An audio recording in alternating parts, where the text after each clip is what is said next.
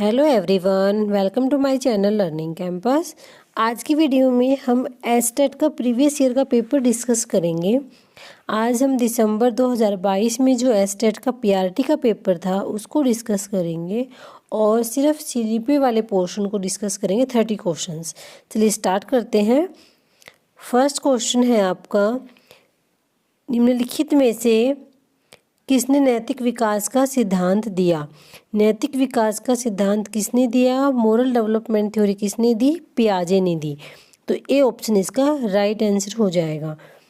पियाजे ने दो थ्योरी दी थी, moral development and cognitive development. दोनों ही मोस्ट इम्पोर्टेंट थ्योरी है, आप इसको अच्छे से कर लेना, बहुत सारे क्वेश्चंस आते हैं। जो कोग्निटिव डेवलपमेंट थ्योरी है उससे तो और भी ज़्यादा क्वेश्चंस आते हैं, थोड़ा सा बता देती हूँ। कोग्निटिव डेवलपमेंट थ्योरी में 4 स्टेज दी थी, 4 स्टेज बताई थी, आप उसको याद कर सकते हो SPCF से।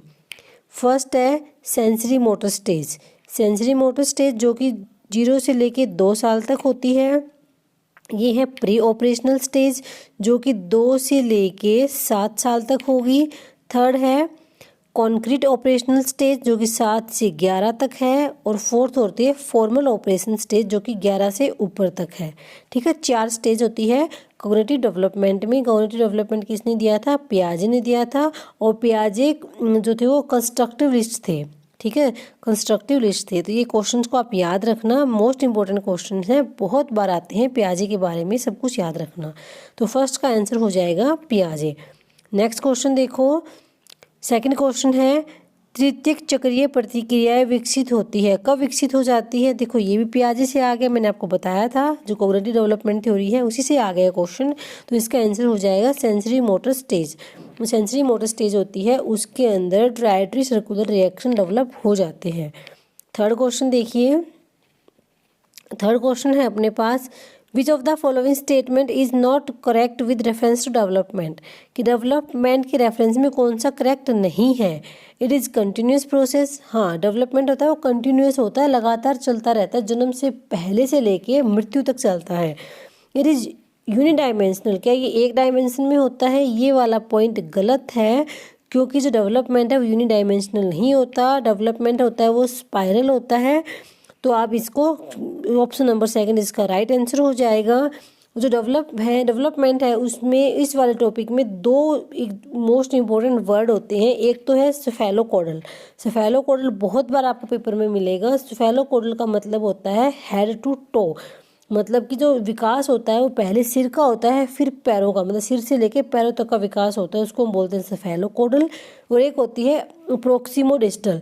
प्रोक्सिमोडिस्टल में आता है सेंटर टू पेरिफेरी, सेंटर से लेके बाहर की तरफ आना, यहाँ से लेके यहाँ तक जाना, उसको बोलते हैं प्रोक्सिमोडिस्टल। तो ये दो जो टर्म है वो टर्म डेवलपमेंट से रिलेटेड है। आई होप आपको समझ में आया होगा। इसका आंसर हो जाएगा second option.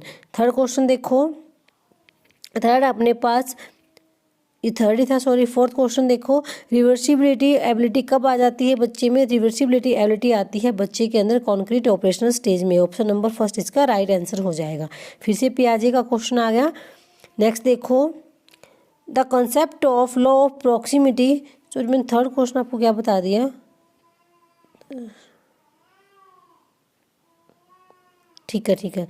Next question, process of the concept of law of proximity. Law of proximity किसने दिया था? लॉ ऑफ प्रॉक्सिमिटी दिया था वर्दीमर ने। तो फोर्थ ऑप्शन इसका राइट आंसर हो जाएगा। नेक्स्ट क्वेश्चन देखो, नेक्स्ट क्वेश्चन है कि the study of which of the following lies at the interaction point of psychology and child development. जो इंटरेक्शन पॉइंट होता है साइकोलॉजी और चाइल्ड डेवलपमेंट का, उसको हम बोलते हैं डेवलपमेंटल साइकोलॉजी। तो फोर्थ ऑप्शन इसका राइट आंसर होगा। नेक्स्ट क्वेश्चन, कि सबसे पहले जो अपने पास प्रयोगशाला थी मनोविज्ञान की वो किसने दी? सबसे पहले जो प्रयोगशाला थी मनोविज्ञान की वो विलियम वुंट ने दी थी। विलियम वुंट ने, बहुत बार आता है ये वाला क्वेश्चन, और 1879 में दी थी जर्मनी के अंदर लिप्जिंग में। याद रखना, जर्मनी लिप्जिंग में 1879 में। मोस्ट इंपॉर्टेंट क्वेश्चन है, बहुत बार आया हुआ है। नेक्स्ट क्वेश्चन देखो, नेक्स्ट क्वेश्चन अपने पास, which of the following is not a stage of पियाजे। पियाजे की स्टेज कौन सी नहीं है? मैंने आपको बता ही दिया था। तो जो थर्ड है वो पियाजे की स्टेज इसमें नहीं है। ठीक है, बाकी तीनों पियाजे की स्टेज है। नेक्स्ट क्वेश्चन देखो, क्वेश्चन नंबर 9, इसमें क्या है? Imaginary audience is related to the which stage. Imaginary audience, कोई बच्चा कब सोचता है कि मेरे चारों तरफ लोग हैं, लोग मुझे देख रहे हैं, मैं दिखने में कैसा लगता हूँ, तो वो बच्चा वैसा ही बिहेव करता है, अच्छा अच्छा बन के जाता है। तो कौन सी स्टेज होती है बच्चे की, वो अडोलसेंस में करते हैं बच्चे, ऐसे किशोरावस्था में। फोर्थ ऑप्शन इसका राइट आंसर होगा।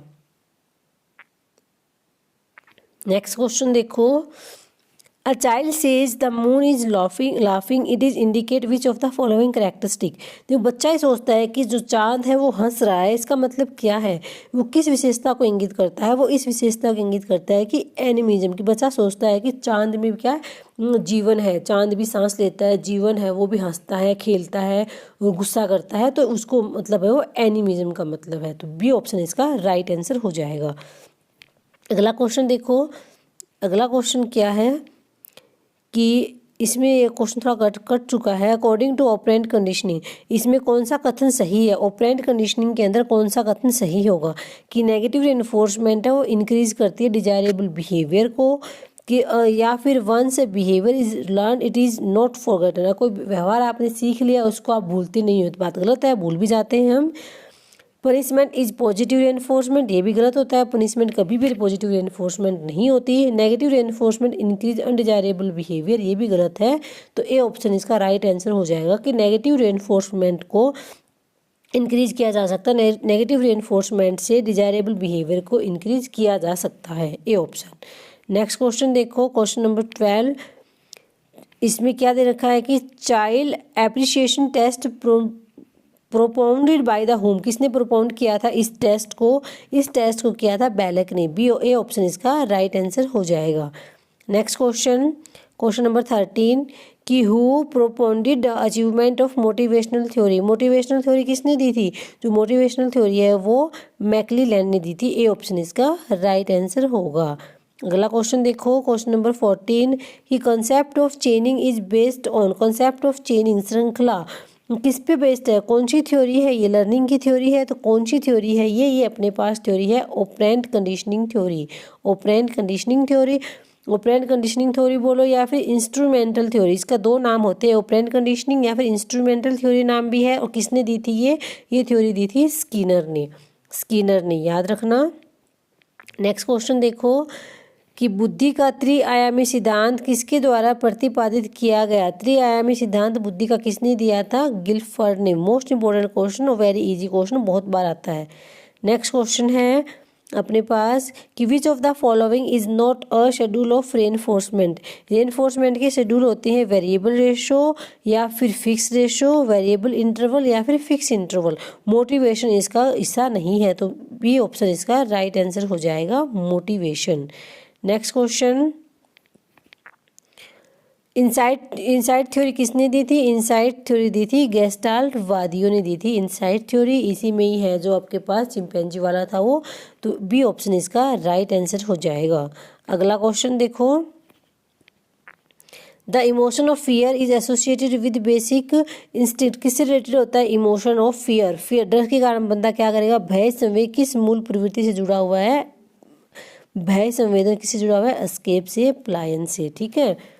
नेक्स्ट क्वेश्चन देखो, नेक्स्ट क्वेश्चन अपने पास काफ़ी बार आता है ये वाला क्वेश्चन भी, कि हमें बताना है कि IQ का फॉर्मूला क्या होता है, इसको आप याद रख सकते हो, MACA, मैका बोल सकते हो, तो कैसे हो जाएगा ये, MA/CA, MA ऊपर आएगा याद रखना, इंटू 100, ये इसका राइट फॉर्मूला होता है, ऑप्शन नंबर बी इसका राइट आंसर हो जाएगा।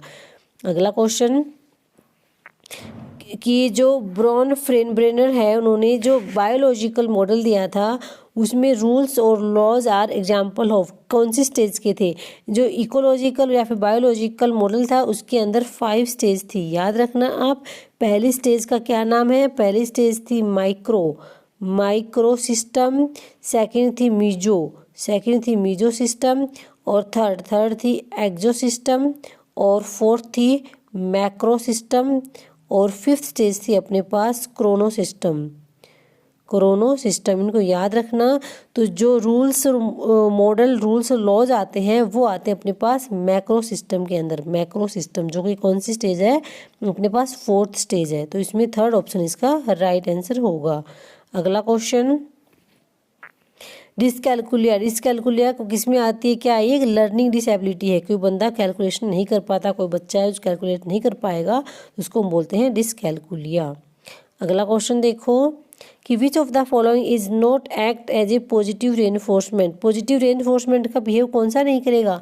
आप किसी बच्चे को टॉफ़ी दोगे वो भी पॉजिटिव रेनफोर्समेंट है, बिस्किट दोगे वो भी पॉजिटिव है, बिटर मेडिसिन, क्या किसी बच्चे को आप कड़वी दवाई पिला दोगे, तो ये बात इसमें गलत है। थर्ड ऑप्शन इसका राइट आंसर होगा, हम कड़वी दवाई बच्चे को नहीं दे सकते। Next question 23 which of the following is a component of observational learning. Observational learning का या फिर निम्नलिखित में से कौन सा निरीक्षणात्मक अधिगम का तत्व है, तो कौन सा हो जाएगा, इसके अंदर हो जाएगा रिटेंशन। बी ऑप्शन इसका राइट आंसर होगा। अगला क्वेश्चन देखिए Sigmund Freud is known for. Sigmund Freud को किसके नाम से किस चीज़ लिए जाना जाता है, कोई सिगमंड फ्रॉयड की एक और थ्योरी थी जिसका नाम था साइकोसेक्सुअल डेवलपमेंट थ्योरी।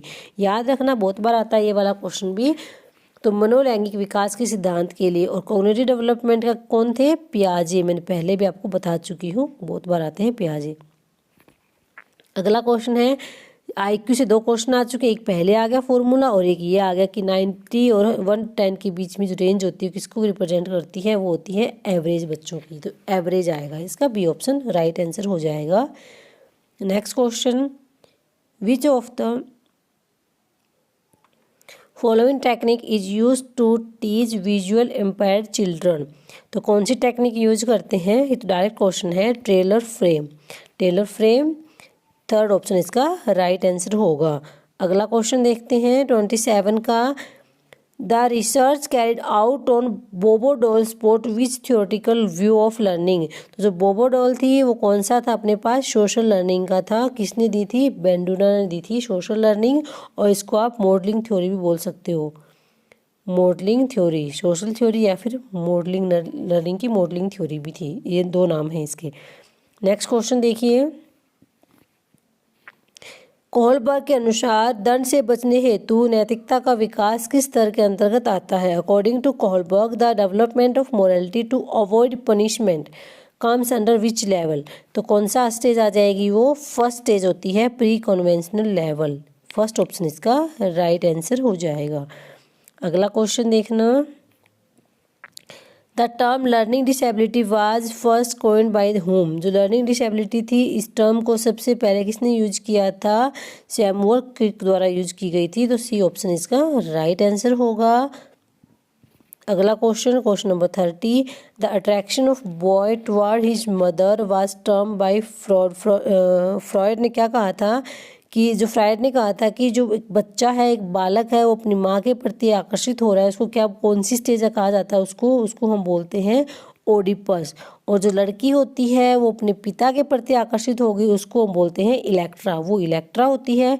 गर्ल्स का अपने पापा की तरफ जाना और बॉयज़ का अपने मदर की तरफ जाना वो होते हैं ओडिपस। तो ओडिपस इसका राइट आंसर हो जाएगा, ऑप्शन नंबर बी। तो ये थे 30 क्वेश्चंस। आई होप आपको समझ में आए होंगे। अगर वीडियो पसंद आई है तो इसको लाइक कीजिए, चैनल को सब्सक्राइब कीजिए। मिलते हैं नेक्स्ट वीडियो में। Thank you, thanks for watching.